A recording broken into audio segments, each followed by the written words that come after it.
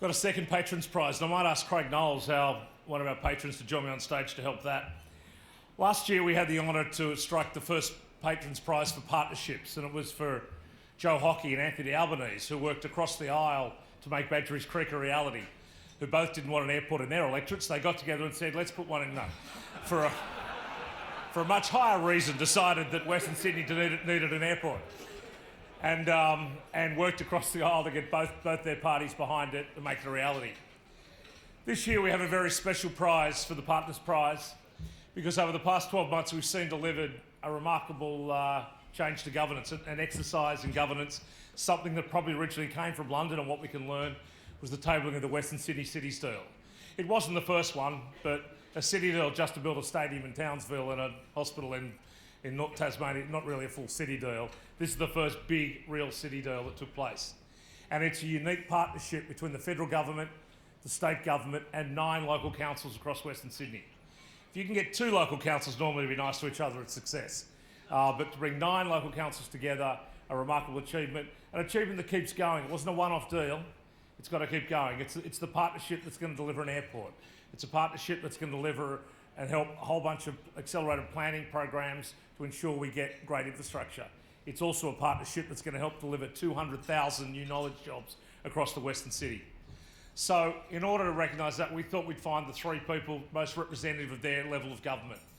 Would you please make welcome to the stage, only in descending governance order, Stephen Kennedy, Dr. Stephen Kennedy, the Secretary of the Federal Department of Infrastructure, Regional Development, Population, Cities, and it goes on. Geoff Roberts, the Deputy Chief Commissioner of the Great City Commission and the Coordinator General of Western City, and Lindy Deitz, the Chief Executive of the City of Campbelltown. Please make them welcome.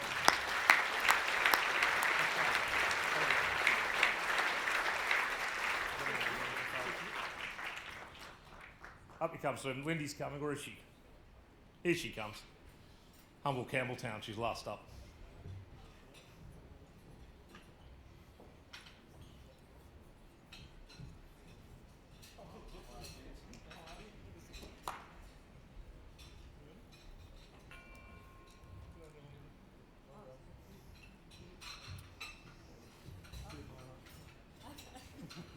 I'm going to ask them to grab a seat and ask them a few questions. Why don't you guys, 3 of you, get a photo, sorry. Yeah, get a photo. You get on. I'll get that in.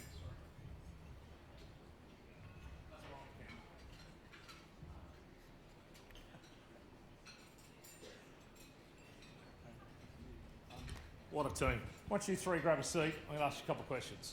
We'll see how this partnership's getting on.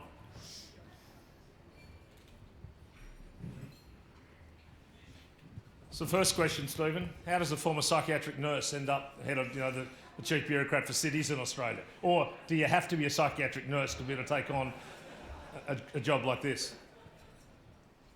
It's a good question, Chris. No, you don't have to be a psychiatric nurse, but I tell you, it helps a lot. I don't know if you're aware, I work for 6 ministers down there in Canberra, and one of my ministers is here tonight, Minister Tudge, and the psychiatric nurse capability bears no resemblance to what I need to do. You've got to love a cluster. More seriously from that, Stephen, the cities, and I mentioned Malcolm Turnbull tonight, and I pay tribute to Malcolm. I think he was probably the first Liberal Prime Minister who fully embraced the cities, which has traditionally been an in and out arrangement, and embedded that and championed they're a decent partnership with Lucy and Malcolm when it comes to urban policy themselves. But do you get the impression now, and I often quote Whitlam in 72, spoke about you can't be a national government if you don't focus on the nation's cities. You can't be truly national without that. Do you think now we've broken the back that there'll always be a role, an embedded role for the federal government in urban development, and not retreat back to that rural development agency that sometimes it feels more comfortable in? I think we have. Chris. I think the Western Sydney City Deal particularly is a genuine global city deal. The Launceston deal and the Townsville deal, what you referred to earlier, are important regional economic deals, but this Western Sydney City deal is really the main game, and it's just a fantastic way that the Commonwealth, and particularly officials, can collaborate with the state and local government. I mean, really what stands out in this Western Sydney City deal is the extent of collaboration. 8 councils, 8 general managers, secretaries from New South Wales and the federal government it's really an example of when the Federation can work, because it's genuine collaboration. The airport's crucial, of course. This is an airport that opens with a motorway, that opens with a rail connection, it's 24 hours, and it's an international airport. So that opportunity to build or to be part of, for the federal government to play that role in building the Western City is unique, and I think the federal government should be involved. And if you're with us tomorrow at the summit, ladies and gentlemen, you might hear that we want it to open with a fuel pipeline as well, but that's for tomorrow. Lindy, we talk about, I think I said 9 councils. I was channeling my inner Blacktown, who would have liked to be one of them and might still be, but 8 councils coming together. The concept of herding cats is significant. I know your mayor, George Brishvik, not so good with the names of the Balkans, but Mayor George is led this, and one of the true collaborations was a federal Liberal government, a state Liberal government, and a municipal government, some of which were Labor councils, which led to its unique collaboration. But for you, on behalf of particularly like Alan Stone as well, I know at Penrith was also a bit of a strong champion of this. Your capacity to bring those councils together, how difficult, it seems obvious now, how difficult was it to try and get those 8 councils working together towards one aim to work with the 2 levels of government to deliver this deal? In all reality, surprisingly, it wasn't that difficult at all. I think the culture of Western Sydney is a collaborative culture anyway. It was absolutely a team effort.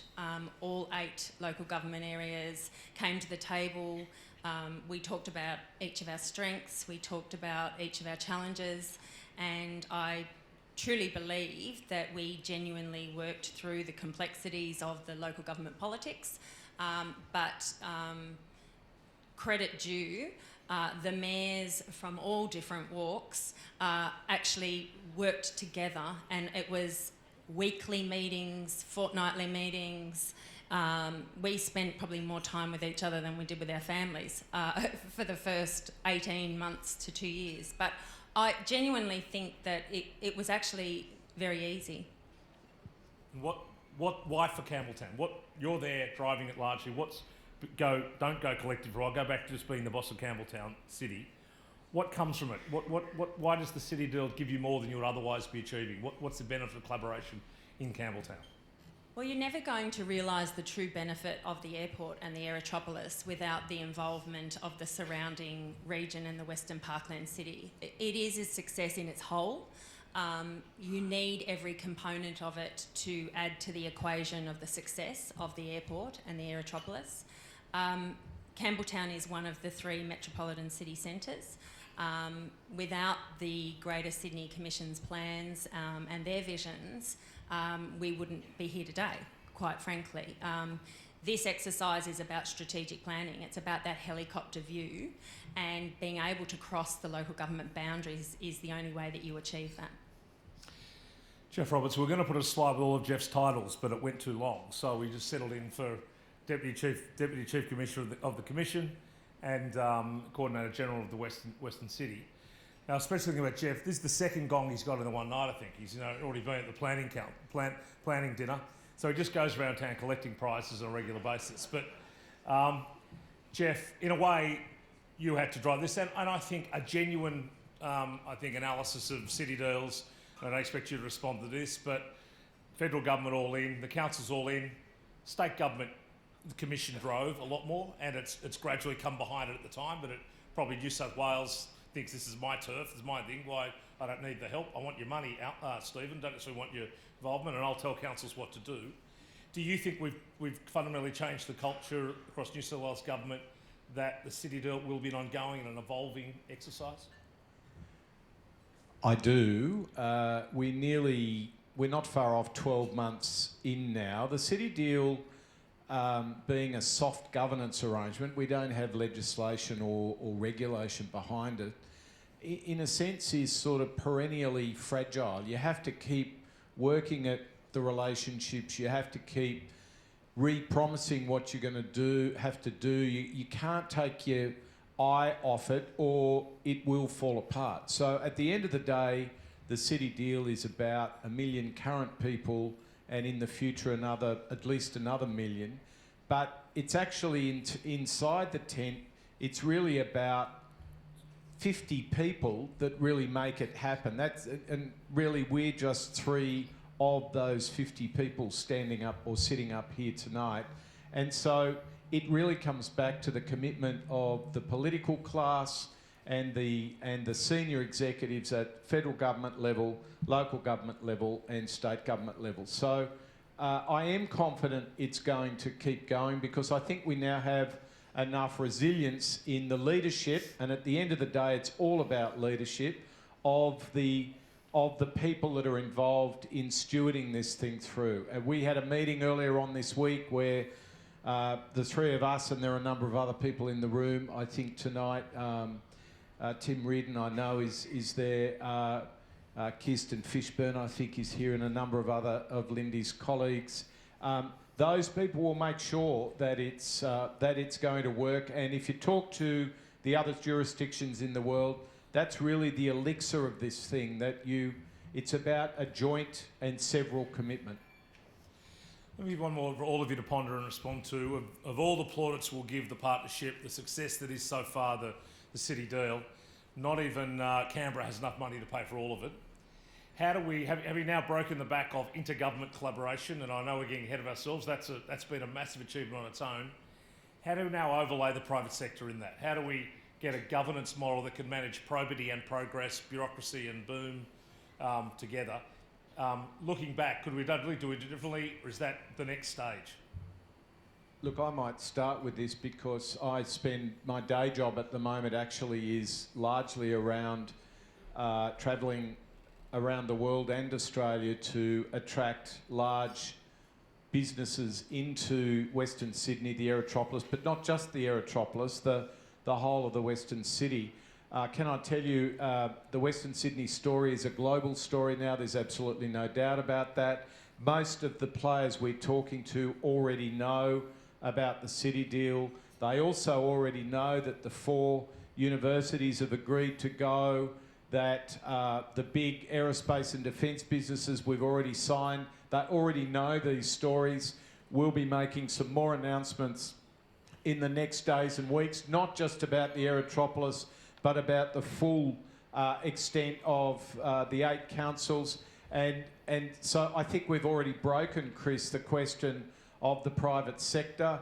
We are definitely breaking the back of a new industry sector or 2. I think we've completely underestimated the agribusiness and the air freight of our agribusiness products into the $3.5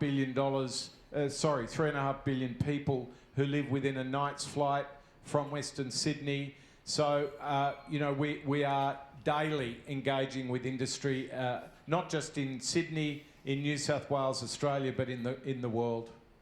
Stephen, Lindy? I'd agree with all Geoff has said there. I mean, I think one of the key bits for the Commonwealth is now the deal is up and going. Austrade's right in the middle of all of this, and it's working closely and supporting Geoff and others who are basically travelling the world looking for the opportunities to invest in Western Sydney, and I think they're doing a great job. That it's brought right in. And the other thing, I think, Chris, is some of the governance that's built into how the Aerotropolis will develop it, or through New South Wales, as it should be, but also that very important commitment to the first phase of North-South Rail.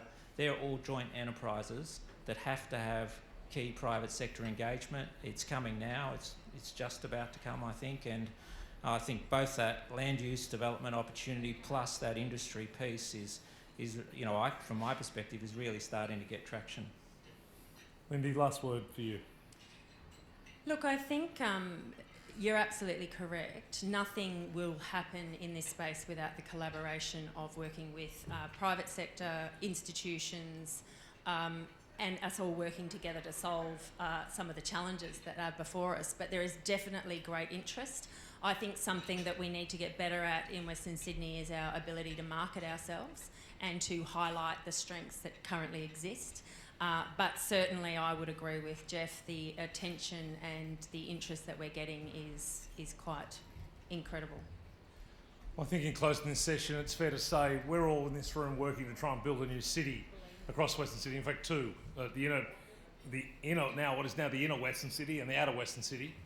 And I think not only are we building its physical structure, but we're rebuilding its governance. And it is very important, the models we've seen today. I'm sure Stephen and Geoff have appetite for another city deal around G-pop. You know, Parramatta at Olympic Park would be pretty handy at the moment too. Apparently Melbourne and other places have to have one first, but we'll get another go eventually. We'll have two if we'd like.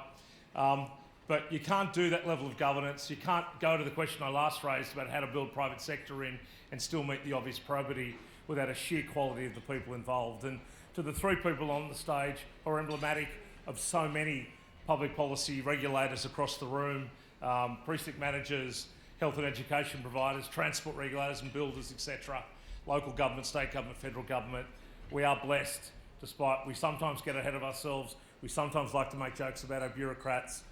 Here's three people embodying all that's that inequality that's helping us build a new city. Would you please again thank the winners of the 2018 Excellence in Partnerships, Geoff Roberts, Stephen Kennedy and Lindy Deitz.